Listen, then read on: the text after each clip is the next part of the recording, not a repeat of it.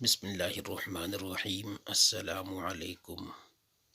حضور نبی کریم صلی اللہ علیہ وسلم کا فرمان عالی شان ہے کہ جو شخص کسی مسلمان کی دنیاوی پریشانیوں میں سے کوئی پریشانی دور کرے گا، اللہ تعالیٰ اس سے آخرت کی پریشانیاں دور کرے گا، اور جو کسی تنگ دست کے ساتھ آسانی کا معاملہ کرے گا، اللہ اس کے لیے دنیا و آخرت میں آسانیاں پیدا کرے گا، اور جو کسی مسلمان کی پردہ پوشی کرے گا تو اللہ تعالیٰ دنیا و آخرت میں اس کے گناہوں پر پردہ ڈال دے گا، اور اللہ بندے کی اس وقت تک مدد کرتا رہتا ہے جب تک کہ بندہ اپنے بھائی کی مدد میں لگا رہتا ہے۔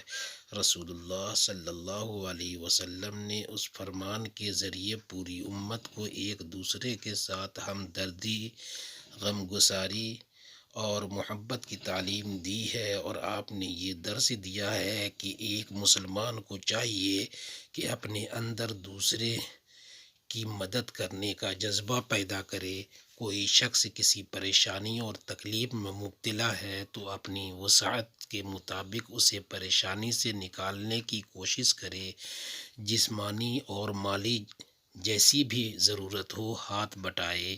ایک مرتبہ حضرت عبداللہ بن عباس رضی اللہ عنہ مسجد نبوی میں اعتکاف کر رہے تھے کہ ایک شخص پریشان حال اور مغموم حضرت کے پاس آ کر بیٹھ گیا۔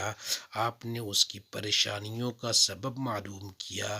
اس نے کہا، مجھ پر فلاں آدمی کا قرض ہے اور میں وہ قرضہ ادا کرنے کے قابل نہیں۔ حضرت ابن عباس رضی اللہ تعالی عنہ نے کہا تو کیا میں اس قرض کے خواہ سے بات کروں؟ اس نے عرض کیا، ضرور کیجئے۔ آپ نے جوتیاں پہنی اور مسجد سے باہر نکل گئے۔ وہ شخص کہنے لگا، آپ تو اعتکاف میں ہیں، کیا آپ بھول گئے؟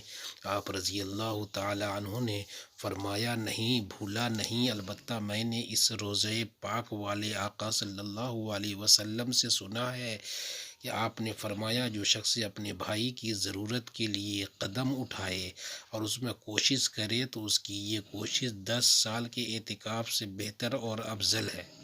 جن لوگوں نے بر صغیر میں اسلام پھیلانے کا کارنامہ انجام دیا، ان میں حضرت خواجہ معین الدین چشتی اجمیری رحمۃ اللہ علیہ کا نام سر فہرست ہے۔ انہی کا واقعہ ہے کہ ایک کسان دہلی سے آپ کی خدمت میں اجمیر پہنچا۔ اس کی زمین پر سلطان التمش کے کارندے قبضہ کرنا چاہتے تھے۔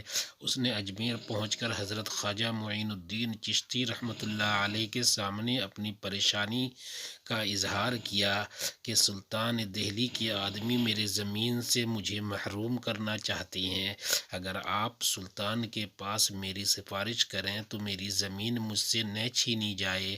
حضرت خواجہ غریب نواز رحمۃ اللہ علیہ اس مظلوم کی فریاد سن کر اجمیر سے دہلی روانہ ہو گئے۔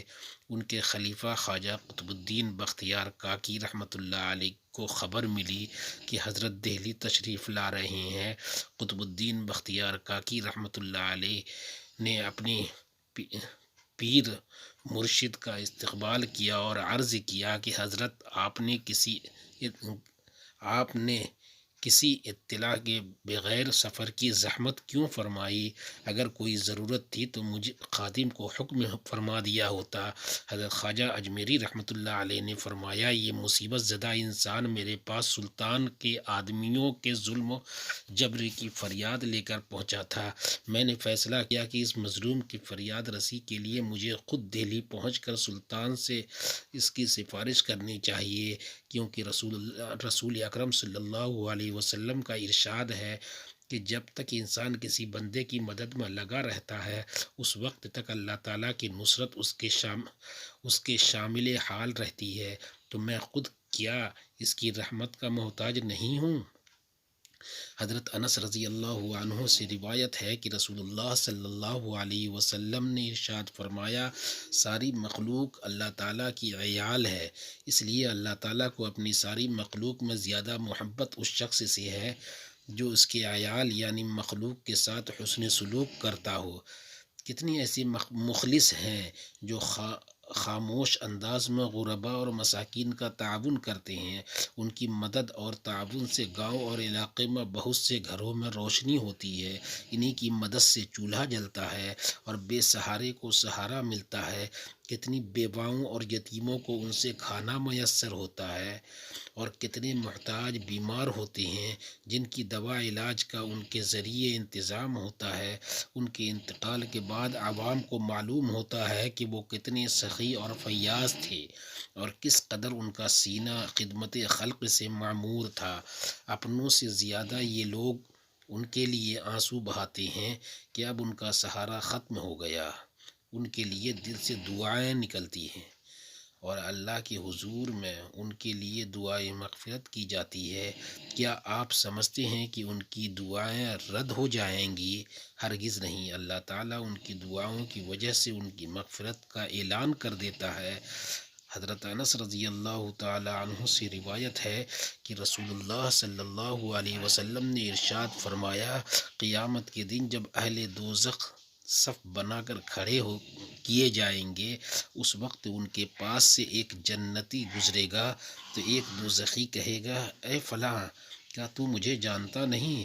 میں وہی ہوں جس نے تجھے ایک مرتبہ پانی، شربت یا دودھ وغیرہ پلایا تھا۔ اور انہی میں سے ایک کہے گا کہ میں وہ ہوں جس نے تجھے ایک مرتبہ وضو کے لیے پانی پیش کیا تھا۔ تو اس پر وہ جنتی خدمت کے بدلے میں اللہ تعالیٰ کے حضور اس خدمت کرنے والے کے لیے شفاعت کرے گا اور اس کی شفاعت قبول کر لی جائے گی اور اس طرح وہ اسے جنت میں داخل کر دے گا۔ اس حدیث سے معلوم ہوتا ہے کہ ایک معمولی سے معمولی خدمت بھی انسان کے لیے مغفرت کا ذریعہ بن جاتی ہے، اس لیے ہر شخص کو اپنی وسعت کے مطابق اس میں حصہ لینا چاہیے۔ کوئی ضروری نہیں کہ ہزاروں اور لاکھوں روپے کے ذریعے مدد کی جائے، بلکہ آپ کو جس قدر طاقت ہو اور جتنی آپ کے پاس گنجائش ہو اتنا ہی تعاون کریں اور لوگوں کے دکھ درد کو مٹانے میں اپنے وسائل کو صرف کریں۔ اور اگر آپ کے پاس مالی تعاون کی طاقت نہ ہو تو کم از کم جانی اور بدنی تعاون کریں، کسی کا بوجھ اٹھا دیں، کسی کو راستہ بتا دیں، کسی کے کام میں ہاتھ بٹائیں یا کسی پریشان حال کی پریشانی کی ازالہ کے لیے دعا کریں۔ سارے کام خدمت خلق میں شامل ہیں اور یہ مغفرت کا ذریعہ بن سکتے ہیں۔